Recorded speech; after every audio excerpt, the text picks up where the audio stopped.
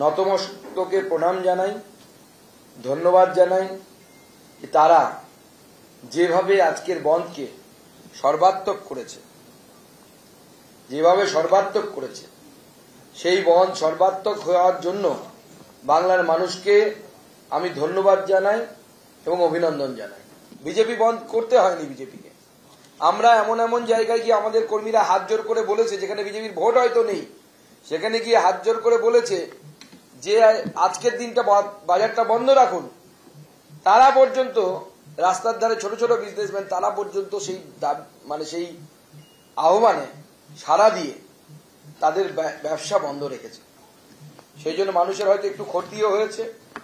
আমরা তার জন্য তাদের কাছ থেকে ক্ষমা চেয়ে নিচ্ছি, কিন্তু বাংলার জন্য, বাংলার সমাজের জন্য, বাংলার আগামী প্রজন্মের জন্য একান্ত প্রয়োজন।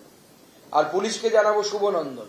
দিদির কথা মতো পুলিশ আমাদের কর্মীদের উপর যথেষ্ট অত্যাচার করেছেন, সেই জন্য তাদেরকে শুভনন্দন প্রাপ্য। প্রায় 1350 জন বিজেপি কর্মী গোটা রাজ্য জুড়ে 1350 জন অ্যারেস্ট হয়েছে, 210 জন গ্রেপ্তার ইনজিওর্ড হয়েছে, 210 জন ইনজিওর্ড হয়েছে এবং 1350 জন গ্রেপ্তার হয়েছে।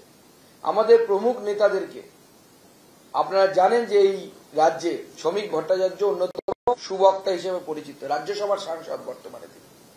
এইরকম একজন সিনিয়র লিডারকে যেভাবে হাত ধরে টানতে টানতে গরু ছাগলের মতো পুলিশ নিয়ে গেছে, আজকে সেই পুলিশ সত্যি শুভনন্দন প্রাপ্যের যোগ্য, শুভনন্দন পাওয়ার যোগ্য। আমাদের প্রাক্তন সভাপতি রাহুল সিনহা, আমাদের প্রাক্তন সাংসদ তথা সাধারণ সম্পাদিকা লকেট চ্যাটার্জি, সেরকম বহু নেতৃত্ব। আমাদের রাজ্যের কিষাণ মোর্চার সভাপতি মহাদেব সরকার পুলিশের সামনে তৃণমূলের হাতে মার খেয়েছে। সিনিয়র একজন লিডার 50 একটা জিনিস প্রমাণ করে দিয়েছে যে মমতা বন্দ্যোপাধ্যায় ভয় পেয়েছেন, দিদিমণি ভয় পেয়েছেন। তাই আমরা বলছি, ভয় পেয়েছে দিদিভাই, ইস্তফা ছাড়া গতি নাই। ভয় পেয়েছে দিদিভাই, ইস্তফা ছাড়া গতি নাই। তাই মুখ্যমন্ত্রী এখন অনেক কথা বলছেন, সাপের কথা বলছেন, ফোঁস করার কথা বলছেন, কথামৃত থেকে নিয়ে বলছে ফোঁস করতে, মানে নিজের হিংসাকে প্রভোগ করছেন। হিংসা কার বিরুদ্ধে? বাংলার মানুষের বিরুদ্ধে। কারা আন্দোলনে নেমেছিল 14ই আগস্ট রাত্রিবেলা? বাংলার মহিলারা নেমেছিল। বাংলার মহিলাদের উপরে, বাংলার সাধারণ মানুষের উপরে। কালকে ছাত্র সমাজ এসেছিল, কোন রাজনৈতিক ব্যানার ছাড়া এসেছিলেন তারা। তাদের উপরে মুখ্যমন্ত্রী মমতা বন্দ্যোপাধ্যায় তার গুন্ডাদেরকে, তার হারমারদেরকে বলছেন যে এবার তোমাদের যা করার করো। অর্থাৎ প্রকারান্তরে তিনি হুমকি দিচ্ছেন যে বাংলার মানুষের উপর আক্রমণ করো, বাংলার মানুষকে মারো, পেটো।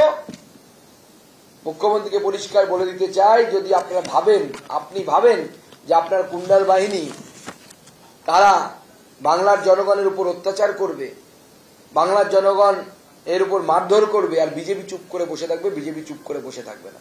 এই প্রথম আমরা দেখলাম একজন মুখ্যমন্ত্রী হয়ে সাংবিধানিক পদে বসে থেকে তিনি হুমকি দিচ্ছেন, দিয়ে বলছেন যে বাংলার মানুষের উপর অত্যাচার করার কথা তার কর্মীদেরকে বলছেন, আর ফোঁস করার কথা বলছেন। কবি সুকুমার রায় হয়তো এনার কথা ভেবেই অতীতে লিখে গেছিলেন, সেই সাপ জ্যান্ত গোটা দুই আনত, সেই সাপ জ্যান্ত গোটা দুই আনত। বাংলাতে দুজনই সাপ এখন আছে, দেখতে পাচ্ছি আমরা। তবে তাদের জন্য কি ট্রিটমেন্ট হবে, জনগণ কি ট্রিটমেন্ট করবে, সেটাও কিন্তু বলে গেছেন কবি। তেরে মেরে ডান্ডা করে দিই ঠান্ডা। যারা ফোঁস করতে আসবে, বাংলার জনগণ তাদের তেরে মেরে ডান্ডা করে দিই ঠান্ডা, এই মন্ত্র দিয়েই ট্রিটমেন্ট করবে। সে মাননীয় মুখ্যমন্ত্রীকে বলতে চায়, যতই ফোঁস করুন, আপনি আর আপনার ভাইপো মিলে দুই জ্যান্ত সাপ। বাংলার জনগণ কিন্তু তৈরি হয়ে আছে আপনাদেরকে মারার জন্য, গণতান্ত্রিকভাবে, আপনার গুন্ডাদের মতো না, গণতান্ত্রিকভাবে মারার জন্য তৈরি হয়ে আছে।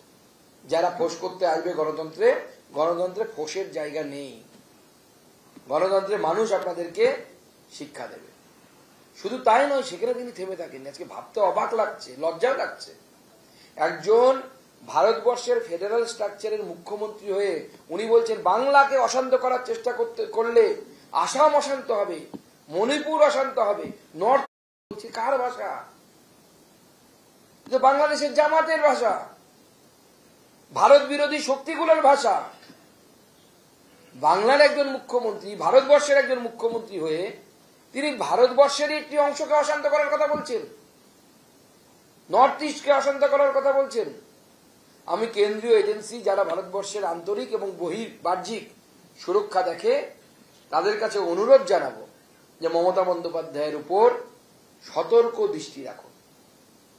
কারা, কোন কোন বিদেশি তারা মমতা বন্দ্যোপাধ্যায়ের সাথে বৈঠক করছেন, বা মমতা বন্দ্যোপাধ্যায় কোন কোন বৈদেশিক শক্তির সাথে বৈঠক করছেন, আগামী দিনে আমি অনুরোধ করব কেন্দ্রীয় এজেন্সিগুলোকে তার প্রতি তীক্ষ্ণ নজর রাখার জন্য।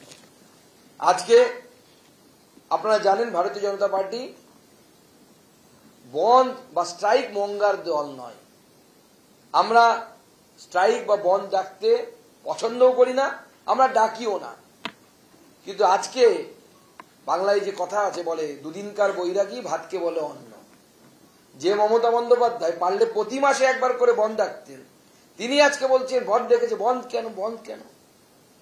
আরে আপনার পুলিশ যেভাবে তথ্য প্রমাণ লোপাট করে, যেভাবে এই ধর্ষণ এবং খুনের মামলাকে যেভাবে নষ্ট করার চেষ্টা করেছে তথ্য প্রমাণ, এটা আপনার নির্দেশ ছাড়া হতে পারে না। আজকে আপনি সিবিআই এর ঘাড়ে দোষ দিচ্ছেন। তর্কের কাছে সিবিআই কে কিছুক্ষণ দূরে সরিয়ে রেখে বলছি আপনার কাছে, মমতা বন্দ্যোপাধ্যায়কে প্রশ্ন করুন কামদুনি মামলার কি হয়েছে, কেন সেখানে তো সিবিআই নেই, আপনার সিআইডি আছে। আপনার সিআইডি তদন্ত করার পর আইজি সিআইডি তৎকালীন ছিলেন এই বিনীত গোয়েল। সেই বিনীত গোয়েল তদন্ত করে সেখানে যারা লোয়ার কোর্টে শাস্তি পেয়েছিল তারা উচ্চ আদালতে গিয়ে সবাই ছাড়া পেয়ে গেছে, কেউ কোনো সাজা পায়নি। তাহলে কি আমরা ধরে নেব কামদুনির যে বোনটিকে, কলেজ ফেরত বোনটিকে ধর্ষণ করে দুপাট চিরে ফেলে দেওয়া হয়েছিল, মেরে দেওয়া হয়েছিল, তা কি সে মরেনি? জ্ঞান আছে, সবাই একই টাইল পেয়ে গেল, ছাড়া পেয়ে গেল। আজকে বাংলার মানুষ প্রমাণ করেছে যে না, মুখ্যমন্ত্রী আপনার সাথে বাংলার মানুষ নেই। আপনার ভাড়া করা বাস রাস্তায় নেমেছে, সিন্ডিকেটের উপর চাপ দিয়ে, বাস সিন্ডিকেটের উপর চাপ দিয়ে, অর্গানাইজেশনের উপর চাপ দিয়ে আপনি বাস চালিয়েছেন। বাসে লোক নেই, 3 জন 4 জন 5 জন লোক। বাস হাওয়া পরিবহন করছে, হাওয়া নিয়ে যাচ্ছে। অপেক্ষা করুন, এই সরকারও হাওয়ায় মিলিয়ে যাবে, সেই দিন আসছে। আর আজকে বাংলার মানুষ তৃণমূলের সাথে সাথে যারা প্রায় অপান্তেও, তবুও তাদের সম্পর্কে দু এক কথা না বললে নয়।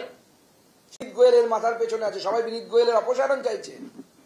এই বামেরা সেই বিনীত গোয়েলের সাথে গিয়ে মিছিল করে ফিশ ফ্রাই খেয়ে আসছে, বামের নেতৃত্বে, ডিওএফআই নেত্রীরা।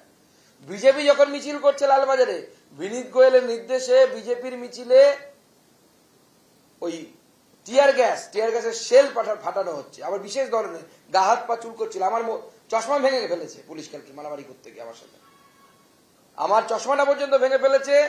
আমাদের সাধারণ সম্পাদক থেকে শুরু করে, রাহুল দা থেকে শুরু করে অনেকে আহত, অসুস্থ হয়েছিল, লকেট চ্যাটার্জি পর্যন্ত অসুস্থ হয়েছিল। কি দেয়া আছে আমরা জানা নেই, নতুন নিয়ে এসছেন। প্রথমেই আমি বাংলার জনগণকে